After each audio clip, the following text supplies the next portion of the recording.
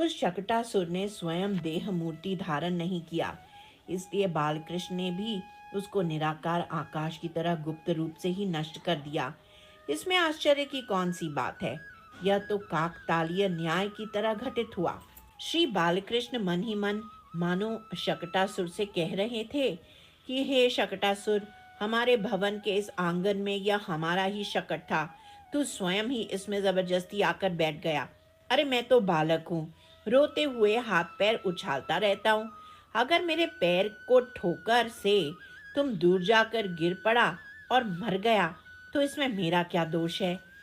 जब शकट बैलगाड़ी भयंकर कट कट शब्द के साथ पलटा तो सभी जन भय के कारण क्या हुआ कहते हुए चारों ओर से शकट की ओर दौड़ पड़े।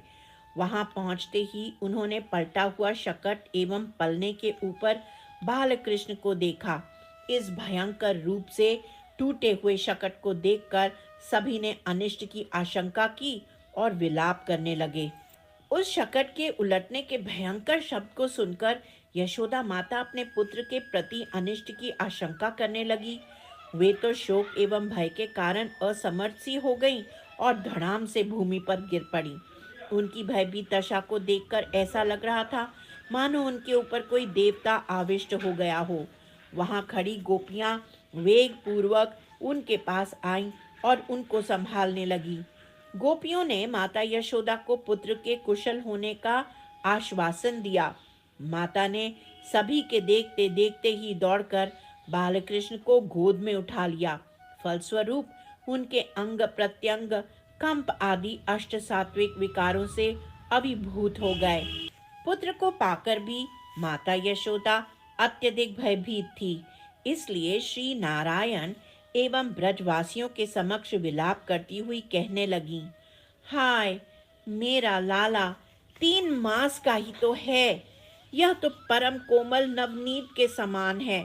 हाय, यह कैसे दुख की बात है कि इस लाला के बिल्कुल निकट ही शकट धड़ाम करके पलटा और टूट गया। हाय, मैं कितनी कठोर हूँ।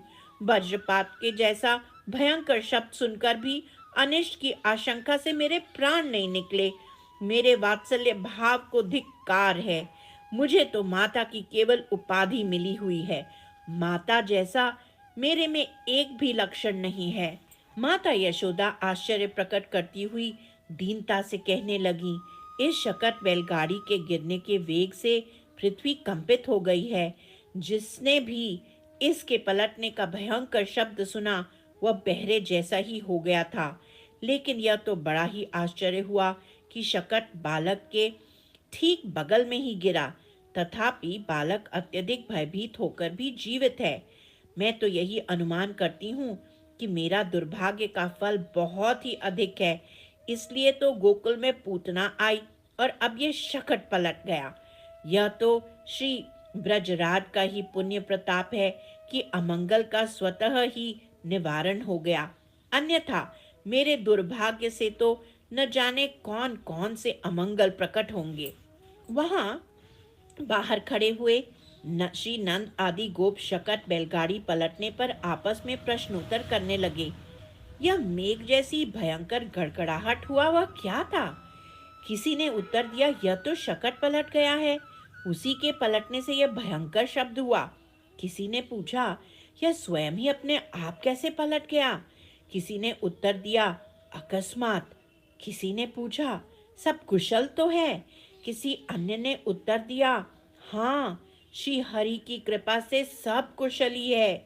इस प्रकार के प्रश्नोत्तर करते हुए नंद महाराज अंतःपुर स्थित शकट के निकट आ गए। सभी ने श्री नंद राय जी एवं वयोवृद्ध जनों को मार्ग दिया। सभी जनों ने मार्ग के दोनों ओर खड़े होकर बाबा को सम्मुख करके दूर तक आने के लिए मार्ग दे दिया। इतने विशाल शकट को पलटा हुआ देखकर श्री नंद आदि गोप चकित होकर दांतों तले अंगुली दबाने लगे। बहुत देर तक वहीं खड़े रहे और पलटे हुए शकट को आश्चर्यपूर्वक देखते रहे। श्री नंद बाबा शकट के निकट पहुंचे और मन ही मन सोचने लगे, हाय, हमारे ऊपर यह संकट कैसे आ पड़ा? यह शकट तो निर्विघ्न रूप से बहुत समय से इसी स्थान पर ही रखा हुआ था। हम सभी तो इसको मंगल स्वरूप ही मानते रहे, किंतु आज विनाश का कोई भी कारण न होने पर भी अचानक से किस कारण यह पलट गया। और यह भी आश्चर्य ही है कि बालक के आसपास गिरकर भी इसकी किसी भी सामग्री ने बालक को आहत नहीं किया। इस प्रकार श्री नंदराय जी ने उस कोलाहलपूर्ण वातावरण में शकट के पलटने के रहस्य को समझने का भरपूर प्रयास किया। वे श्री यशोदा रानी के निकट आए और यशोदा रानी से चिपके हुए बालकृष्ण को अपने हाथों में लिया और उसके सभी अंगों को निहारने लगे। सभी ब्रजवासी आपस में एक दूसरे से पूछ रहे थे, आंधी नहीं, भूकंप नहीं, तो शकट अपने आप कैसे पलट गया? वहां पर से छोटे छोटे बालकों ने कहा, बाबा तेरी सौ, खाकर मैं कहूं। तभी तर्जनी उंगली निर्देश करके बालकृष्ण को ही निर्देशित करते हुए उनमें से एक बालक ने कोलाहल को निवारण किया और अपनी तोतली बोली में हकलाते हुए बोला, मैं मेरे पा पा पा पास से सुनो। जब मैं इस लाल ने चरण उठाया तभी उ उसके प स्पर्श मात्र से उ उड़ता हुआ सा यह शकट पलट गया। तभी किसी दूसरे बालक ने भी इसी प्रकार से वाक्य बोले, यह लाला तो भूख के मारे अपने कमल जैसे कोमल चरणों को ऊपर की ओर फेंक रहा था, तभी न जाने कैसे इसका चरण इस शकट के से कैसे स्पर्श हो गया और शकट हवा में उड़कर उलट गया। लेकिन हमें लगता है कि इसमें इसका कोई भी दोष नहीं है। प्रथम तोतले बालक की बोली सुनकर सभी बालक उसके वाक्यों का अनुकरण करने लगे और दांत फाड़ फाड़ कर हंसने लगे। लेकिन इस बालक की बात पर श्री नंद उपनंद आदि किसी भी गोप ने तनिक भी विश्वास नहीं किया और उसकी बात स्वीकार नहीं की।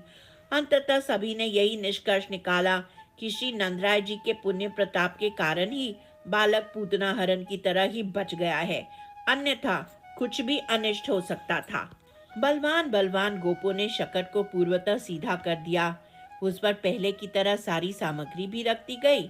तब ब्राह्मणों ने शकट के निमित्त हवन किया और दही, अक्षत, कुश तथा जल के द्वारा भगवान नारायण और उस शकट की पूजा की।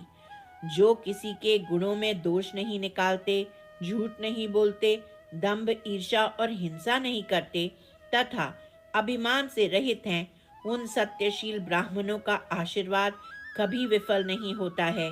यह सोचकर नंद बाबा ने बालक को गोद में उठा लिया और ब्राह्मणों से साम, ऋक, यजुर्वेद के मंत्रों द्वारा संस्कृत एवं पवित्र औषधियों से युक्त जल से शकट का अभिषेक कराया।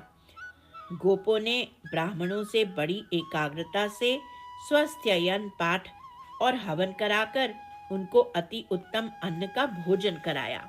इसके बाद नंद बाबा ने अपने पुत्र की उन्नति और अभिवृद्धि की कामना से ब्राह्मणों को सर्वगुण संपन्न बहुत सी गायें दान में दी। वे सभी गायें वस्त्र, पुष्पमाला और सोने के हारों से सजी हुई थीं। फलस्वरूप ब्राह्मणों ने उन्हें आशीर्वाद दिया। यह बात स्पष्ट है कि जो ब्राह्मण वेद वेत्ता और सदाचारी होते हैं, उनका आशीर्वाद कभी निष्फल नहीं होता। श्री नंद बाबा ने पहले की तरह इस बार भी पुनः स्वस्ति वाचन, अभिषेक आदि मांगलिक कार्य करवाए थे। ब्राह्मणों को भूरी भूरी दक्षिणा भी दी। सभी को संतुष्ट करके उनसे अपने बालक के लिए आशीर्वाद दिलवाया और बालकृष्ण को मंगल से युक्त करवा दिया। बालकृष्ण के कल्याण के लिए सभी क्रियाएं माता यशोदा की गोद में ही संपन्न हुई।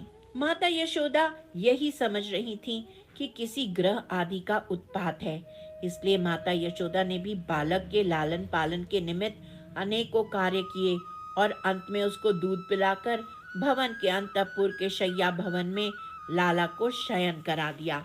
इसके पश्चात देवताओं की कांति से युक्त श्री वसुदेव जी की भार्या श्री रोहिणी जी ने महोत्सव में विस्तारित पूजा के अवशिष्ट कार्यों को संपन्न करवा दिया।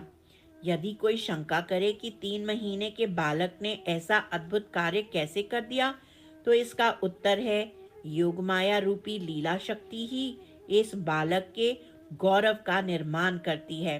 अतः लीला शक्ति ही बालकृष्ण से सभी प्रकार की लीला करवा रही है। इधर शक्तासुर श्री कृष्ण के मृदु चरण स्पर्श को प्राप्त कर असुर देह से मुक्त हो गया। उसको वायु देह त्यागते ही निर्मल दिव्य अलौकिक देह प्राप्त हो गई।